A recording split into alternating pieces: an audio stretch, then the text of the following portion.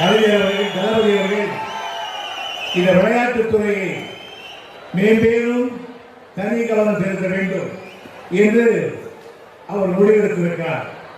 அந்த தனி கவனம் எடுத்து அதை முன்னிலைப்படுத்தி இதை வெற்றிகரமாக செய்வதற்கு யார் சரியாக இருப்பார் என்று கருதி அதை நம்முடைய உதயநிதி அமைச்சர் உதயநிதி அந்த பொறுப்பை ஒப்படைத்திருக்கிறார்.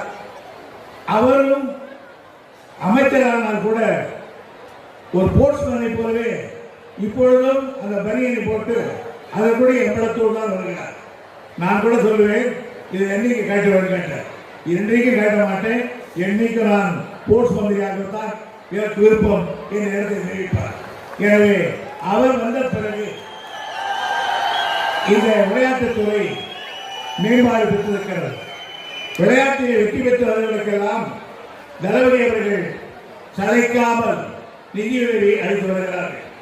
பொதுவாக இன்றைக்கு உலகத்தில் முன்னணியில் இருப்பது விளையாட்டுத்துறை தான்.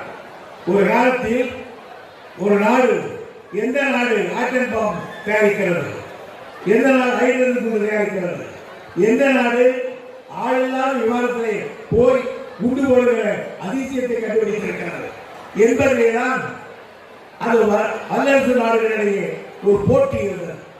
ஆனால் அது மறைந்து போய் இன்றைக்கு எந்த நாடு எந்த விளையாட்டில் சிறந்தது என்ற பெயர் எடுப்பதற்காக முந்திக் கொண்டிருக்கிற காலகட்டம். அந்த கட்டத்தில் தமிழ்நாடு தன்னை இணைத்துக் கொண்டு அதில் ஈடுபடுவதற்கு முயற்சித்திருக்கிறார்.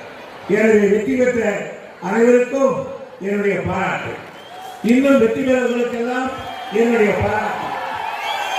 இந்த ஆண்டு விளையாட்டு நடைபெறும் நேரத்தில் எங்களுக்கு பல்வேறு கல்விக்காலமாக கலந்து கொள்ளவில்லை. இந்த இடத்தில் உட்கார்ந்த பிறகு நம்முடைய மாவட்ட ஆட்சித்தலைவர்கள் என்னுடைய கோரிக்கை, மந்திரி என்றால் கோரிக்கை வைக்காமல் இருக்க முடியாது, ஒரு கோரிக்கை வைத்திருக்கிறார்கள். இதற்கு ஒரு காம்பவுண்ட் சுவர் தேவைப்படுகிறது என்று தெரிவித்திருக்கிறார். அடுத்த முறை நீங்கள் வருகிற போது சுவர் கட்டப்பட்டிருக்கும் என்ற மகிழ்ச்சியை உங்களுக்கு தெரிவித்துக் கொள்ள கடமைப்பட்டிருக்கிறோம். இதுவே இந்த ஸ்டேடியத்தில் என்னென்ன செய்யலாம் இன்னும் என்பதையெல்லாம் கண்டிருக்காங்க. நான் மாதத்தில் எங்கள் காட்பாடிக்கு வருகிற போதெல்லாம் ஒரு முறையேனும் உள்ளே வந்து நிலைமை அறிந்து என்ன தேவையோ அதை செய்வதற்கு நான் முயற்சி எடுப்பேன் என்ற உறுதியையும் உங்களுக்கு தெரிவித்து எல்லோருக்கும் என்னுடைய வாழ்த்துக்கள். நன்றி.